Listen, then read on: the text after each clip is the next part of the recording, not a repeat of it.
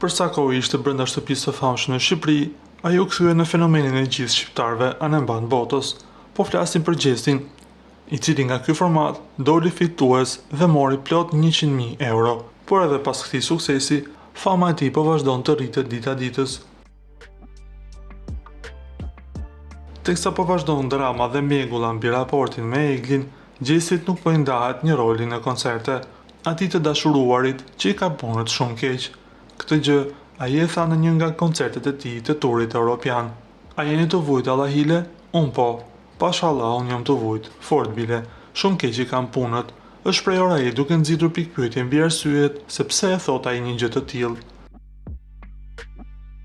Disa nga fancat mendojnë se ka të bëjë në lidhje me Egli Takon, ku edhe gjatë qëndrimit në shtëpinë e famshme, u pa se lidhja e tyre do të kishte shumë ulje ngritje në çdo moment, por se çfarë po ndodh, ata ende nuk po e tregojnë për publikun e tyre.